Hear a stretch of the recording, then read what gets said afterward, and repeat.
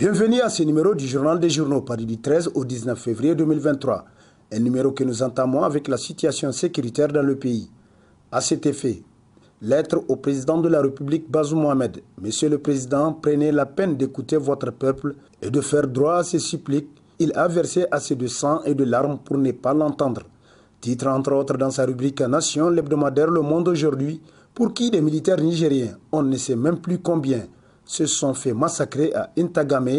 et les carcasses de véhicules blindés attestent de la violence inouïe avec laquelle l'ennemi s'est acharné sur nos soldats. Vous n'avez même pas daigné décréter un deuil national, constate le journal d'après qui cela procède d'un cynisme politique qu'on ne trouve que dans les gouvernances frélatées pour parler comme Hassoumi Massaoudou. Même si l'on s'en tient à ce qu'a annoncé le communiqué officiel de votre gouvernement, ce sont tout de même 10 soldats qui ont péri, tués dans l'exercice de leur mission de défense du territoire nigérien, renchérit Le Monde aujourd'hui qui conclut « Le Niger, quoi qu'il advienne, survivra à cette épreuve, douloureuse certes, mais la guérira incontestablement. » Le président de la République à Bruxelles, le Niger, invité d'honneur de l'Union européenne, a constitué l'un des titres à la une de l'hebdomadaire satirique Le Hérisson, qui nous apprend que du 14 au 15 février 2023, le président de la République Mohamed Bazoum a séjourné à Bruxelles à l'invitation du président du Conseil de l'Union européenne Charles Michel. Ce déplacement du chef de l'État dans la capitale de l'Europe traduit tout l'estime dont le Niger bénéficie au niveau international. L'enjeu pour le Niger, selon le journal, il sera question de développement afin de renforcer davantage la résilience dont le pays fait face dans un contexte sécuritaire très difficile au Sahel. L'enjeu pour l'Union européenne, ce sont les opportunités d'investissement pour son secteur privé, d'après le satirique pour qui le Niger renferme des potentialités à perte de vue dans tous les domaines et secteurs agricoles, miniers, énergétiques, pétroliers. Au-delà de ces aspects purement économiques, sa position charnière entre l'Europe et l'Afrique subsaharienne est très capitale dans la lutte contre l'immigration clandestine, le terrorisme et le trafic des stupéfiants, conclut Le Hérisson. Évaluation du Niger par le MAEP, le chef de l'État s'engage à accentuer la lutte contre la corruption, titre dans sa rubrique Actualité, l'hebdomadaire Le Potentiel, qui nous apprend que le Niger s'est brillamment illustré le 9 février dernier à travers l'intervention du président de la République, chef de l'État Mohamed Bazoum, au 32e forum des chefs d'État et de gouvernement du mécanisme africain d'évaluation par les pairs MAEP, qui examinait le rapport pays de la République du Niger.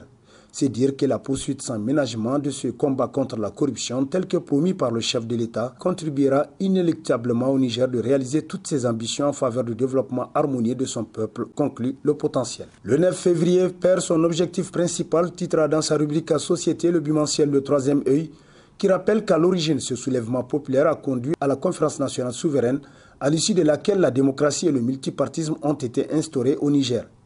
Mais depuis lors, aucune justice n'a été rendue sur la mort de ces 3 scolaires tués le 9 février 1990. C'est pourquoi chaque année, cette date est commémorée par l'ensemble des scolaires nigériens d'ici et d'ailleurs afin d'exiger justice pour leurs camarades martyrs à travers une marche pacifique selon le journal qui constate que cette année, la commémoration ne s'est pas passée comme les années précédentes. Les étudiants semblent divisés. On ne peut pas lutter sans une union forte. Il faudrait que les scolaires sachent collaborer d'après le Troisième œil qui conclut. C'est la seule manière d'honorer la mémoire de leurs camarades victimes des événements tragiques du 9 février 1990. Assainissement de l'État, une inspection d'État en cours à la primature, titre à sa une l'hebdomadaire satirique Le Canard en furie, qui dit qu'à sa connaissance, une première inspection d'État avait été déjà effectuée au niveau de cette institution dirigée par Oumoudou Mahamadou, mais dont les conclusions ne sont toujours pas connues. Pourquoi une deuxième inspection ? Se demande le journal qui s'interroge encore des soupçons de malversation dans les services rattachés visés par l'opération. Pour l'heure, on peut simplement constater que le président Bazoum cherche à voir clair dans la gestion de la 3e institution importante de la République après la présidence et l'Assemblée nationale. Ce qui dénote de sa volonté apparente d'assainir la vie publique, présentement caractérisée par des pratiques corruptives sans commune mesure doublées d'impunité, la concussion, le favoritisme et tant d'autres actes néfastes qui plombent les efforts de développement de notre pays, selon Le Canard en furie. Interruption des lampadaires du boulevard Tanimoun, facteur d'insécurité pour les populations environnantes, titre dans ses colonnes l'hebdomadaire Le Nouveau Républicain, qui constate que le dit boulevard, un des plus grands de la capitale, connaît depuis un certain temps une dégradation infrastructurelle.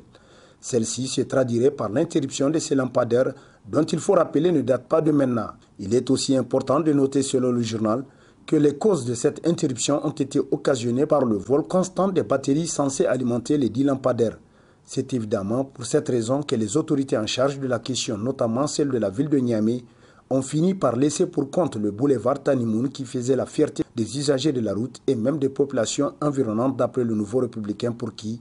d'ailleurs, c'est une aubaine pour les petits bandits qui, au-delà du vol, se permettent, à telle occasion, absence de lumière, de braquer les paisibles citoyens. Aussi, il faudrait mentionner le fait que l'obscurité qui prévaut sur ce boulevard représente un facteur majeur des accidents de la route qui ont lieu pendant la nuit. Niger, 109 entreprises bénéficient déjà du financement de FONAP, s'exclame dans les colonnes de sa parution en date du 14 février le quotidien privé Mouria à la Voix du Niger,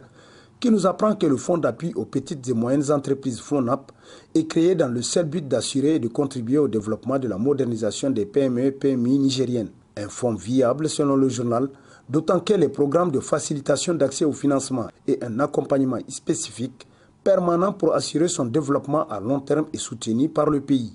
D'ores et déjà, une convention a été signée entre le ministre des Finances et les directeurs généraux des banques de la place et la remise des chèques de financement a aussi commencé, conclut Mouria. Ministère de l'hydraulique et de l'assainissement, réunion de cadre de concertation État et les partenaires du secteur de l'eau et de l'assainissement au Niger, titre dans sa rubrique Nation, l'hebdomadaire Le Courrier, qui nous apprend que cette rencontre qui entre dans le cadre de la politique nationale de l'accès à l'eau potable et à l'assainissement a pour objectif principal de passer en revue l'état de la mise en œuvre de la deuxième phase du programme sectoriel eau, hygiène et assainissement 2016-2030. Il s'agit au cours de cette rencontre de présenter le bilan sectoriel de l'année 2021 en termes de réalisation physique et des indicateurs, le bilan de réalisation physique de l'année 2022 et la programmation 2023. La programmation ascendante 2023-2025 ou encore le document de programmation pluriannuelle des dépenses 2023-2025. En procédant à l'ouverture des travaux de cette réunion, le ministre Adamou Mahaman s'est tout d'abord réjoui de la tenue de cette rencontre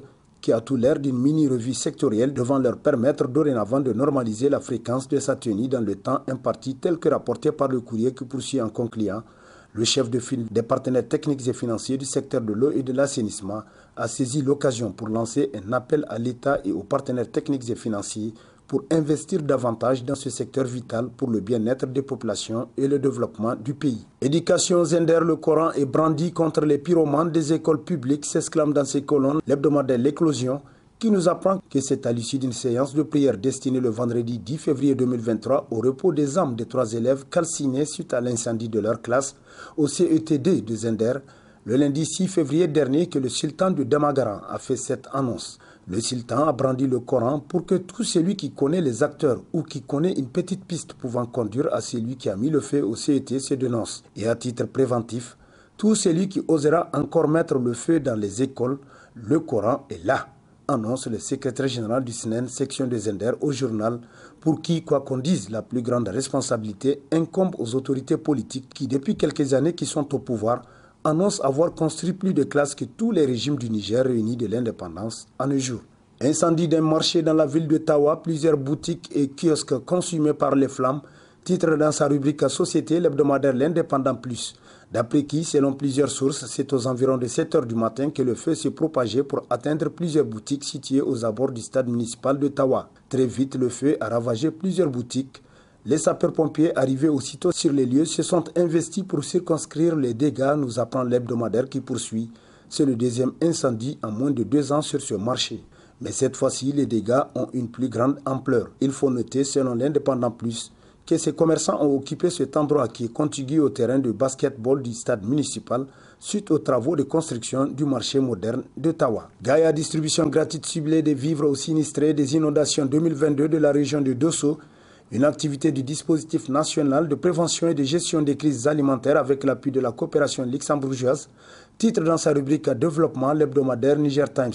qui nous apprend que le secrétaire général adjoint de la région de Dosso, coordonnateur régional du dispositif national de prévention et de gestion des crises alimentaires, a présidé la cérémonie de lancement officiel de la distribution gratuite ciblée des vivres aux sinistrés des inondations 2022 au titre de la région de Dosso. En somme, il faut rappeler que la quasi-totalité des régions du Niger a été touchée par des multiples inondations, en particulier le département de Gaïa, où la montée en puissance du fleuve Niger pendant la saison des pluies et les eaux de ruissellement ont créé une situation difficile chez les riverains, conclut Niger Times. Visite du terrain du chef d'état-major des armées après l'attaque d'Intagame, titre dans ses colonnes le bimensuel Écho du Monde, qui nous apprend que le chef d'état-major des armées, le général de division Salif Modi, s'est rendu à Tiloa, un poste militaire de reconnaissance situé dans le département de Bani Bangou. Il était accompagné dans ce déplacement du général Mohamed Toumba, le chef d'état-major tactique des opérations basées à Walam et leurs plus proches collaborateurs. Ce voyage sur Tiloa est une initiative qu'il faut saluer en ce sens que ça donne aux forces de défense et de sécurité un encouragement et du tonus pour continuer la mission régalienne de sécurisation de l'intégrité physique du Niger et de son peuple, conclut Écho du Monde. Athlétisme meeting de Paris Indoor 2023, Aminatou Seyni décroche la médaille d'argent, s'exclame Niger Inter Hebdo qui nous apprend que l'icône de tout un peuple, l'insaisissable Aminatou Seyni, continue de s'imposer sur les pistes mondiales. Elle vient encore de s'affirmer de la plus belle des manières en ce début d'année 2023 au célèbre meeting de Paris Indoor. La nuit du samedi 11 février dernier, dans une salle parisienne archi-comble et face aux grosses cylindrées mondiales, la gazelle du Sahel a fait résonner la Nigérienne, accédant ainsi sur la plus haute marche du podium en décrochant la médaille d'argent sur les 60 mètres. Une victoire retentissante qui intervient à quelques 17 mois des Jeux Olympiques, prévus justement à Paris, la capitale française, nous apprend Niger Inter Hebdo qui poursuit. Des moyens nécessaires doivent être mis à la disposition de la gazelle Aminatou Seyni pour parachever sa préparation pour les JO de Paris 2024. Et c'est sur cette note de sport que prend fin le présent numéro de la revue de presse. Prochain rendez-vous, plaise à Dieu dans une semaine avec toujours la même passion de vous servir. Bonne lecture et au revoir.